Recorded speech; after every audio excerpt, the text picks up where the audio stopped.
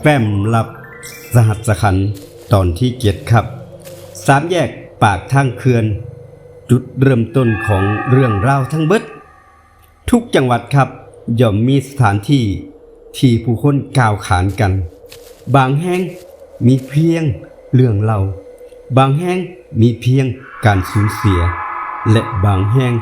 มีทั้งสองสิ่งสองอย่างเกิดขึ้นพร้อมๆกันครับสวัสดีครับนี่คือแฟ้มลับสหัสขันธ์มื้อนี้ลุงดมสิพาทุกท่านออกมาจากตัวอำเภอสหัสขันธ์ย้อนลงมายังเส้นทางสายสำคัญของจังหวัดกาฬสินธุ์ครับเส้นทางที่นักท่องเที่ยวแทบทุกคนต้องผ่านหากสิต้องเดินทางไปยังเขื่อนลำปาวแท่บ้านเอิ้นกันติดปากว่า3แยกปากทางเขื่อนครับ3แยกแห่งนี้กังเว้นดูเป็น3แยกธรรมดาเท่านั้นรถแล่นผ่านไปมาตลอดเวลาผู้คนสัญจรอยู่บริขาดสายแต่เมื่อพระอาทิตย์ลับขอบฟ้าเรื่องเล่านี่เรื่องทั้งเบิดนี่ก็เริ่มเว้าทิ้งกันอยู่ตลอดเวลา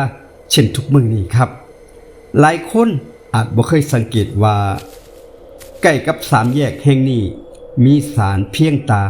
หลังน้อยๆตั้งอยู่บ่ไกลจากป้อมตำรวจบ่มีป้ายบอกครับบ่มีประวัติว่าผู้ใดเป็นคนสร้างบ่มีหลักฐานชัดเจนว่าศาลหลังนี้สร้างขึ้นตอนใดแต่คนพื้นที่ส่วนใหญ่รู้จักกันดีก่อนสิผ่านศาลแห่งนี้บางคนยกมือขึ้นไหว้บางคนบีบแตรใส่1ครั้งบางคนลดความเร็วโดยที่บ่รู้ตัวเพราะคนเฒ่าคนแก่สมัยนั้นเล่าให้ฟังว่าผ่านตรงนี้อย่าประมาทเด้อลูกเด้อย้อนกลับไปเมื่อครั้งอดีตที่ผ่านมาครับถนนเส้นนี้ยังบ่เป็นเช่นทุกมื้อนี้ครับยังบ่มีไฟส่องสว่างตลอดสายเช่นทุกมื้อนี้สองข้างทางเต็มไปด้วยทุ่งนาป่าและสวนกลางคืนครับได้ยินเสียงลมพัดผ่านเสียงแมลงกลางคืน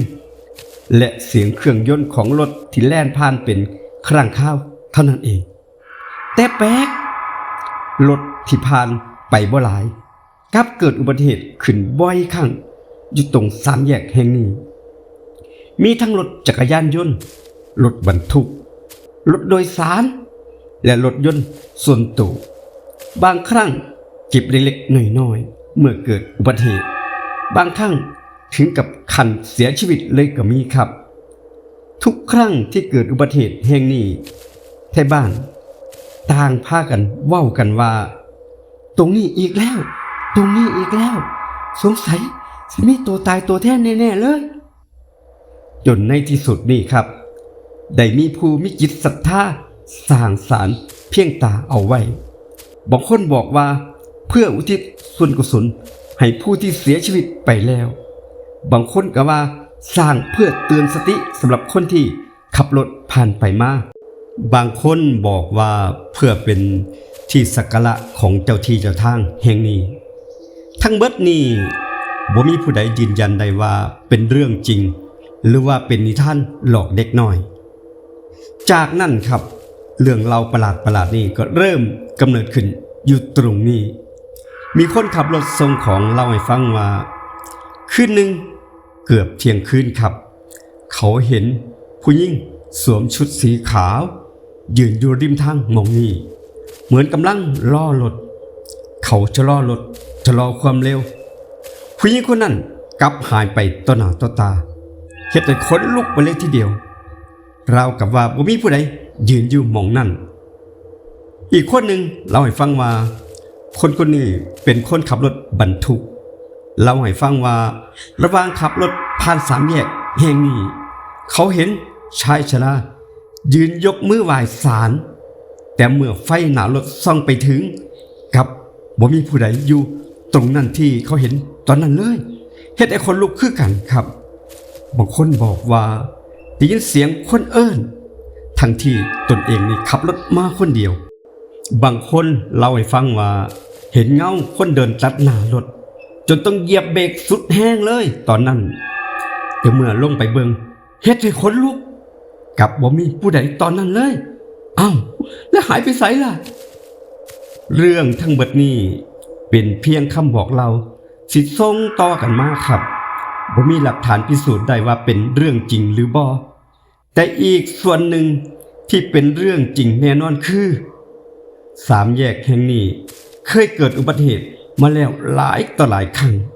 ทุกครั้งที่มีข่าวการสูญเสียเรื่องเล่าเก่าๆที่ถูกกลับมาอีกครั้งหนึ่งจนกลายเป็นตำนานประจำเส้นทางแห่งนี้บางคนเชื่อว่าเป็นอาถรรพ์เป็นตัวตายตัวแทนแน่ๆเลยบางคนเชื่อว่าเป็นดวงวิญญาณแต่หลายคนกลับเชื่อว่าสาเหตุที่แท้จริงแล้วคือความประมาทของผู้ใช้รถใช้ถนนในตอนนั้นบ่ว่าจะเป็นการขับรถเร็วสาเหตุที่แท้จริงครับคือความประมาทของผู้ใช้รถใช้ถนนบ่ว่าจะเป็นการขับรถเร็วการฝ่าฝืนกฎจราจรการพักผ่อนบ่เพียงพอหรือการขาดสติครับสิ่งเหล่านี้อันตรายยิ่งกว่าสิ่งลี้ลับเสียอีกครับบางที่ศาลเพียงตาหลังน้อยๆที่ตั้งอยู่ตรงสามแยกแห่งนั้นอาจบ่ได้สร้างขึ้นมาเพื่อให้คนย่านแต่อาจสร้างขึ้นมาเพื่อเตือนให้ทุกคนลดความเร็วใส่สติในการเดินทาง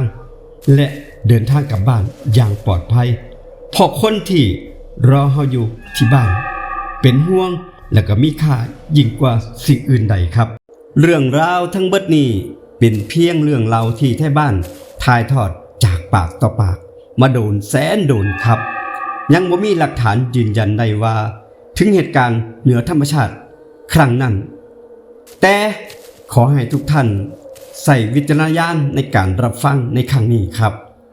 แต่สิ่งที่ยืนยันได้ก็คืออุบัติเหตุบนท้องถนน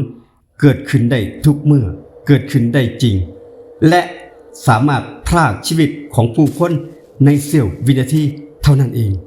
หากท่านมีโอกาสเดินทางผ่านสามแยกปากทางเขื่อนลำเปาแห่งนี้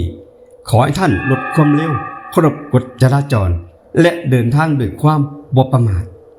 คืนนี้แฟ้มลับอีกแฟ้มหนึ่งได้ถูกเปิดออกแล้วนี่คือแฟ้มลับสัสขันธ์ตอนที่7สามแยกปากทางเขื่อนจุดเริ่มต้นของเรื่องราวทั้งเบิดนี้ที่เกิดขึ้นลุงดมขอบคุณทุกท่านที่ติดตามเข้ามารับฟังหากท่านชื่นชอบเรื่องเราแนวลี้ลับแบบนี้ตำนานและเรื่องราวที่ถูกซ่อนในจังหวัดกาฬสินธุ์ฝากทุกท่านกดติดตามช่องลุงดมเล่าเรื่องผี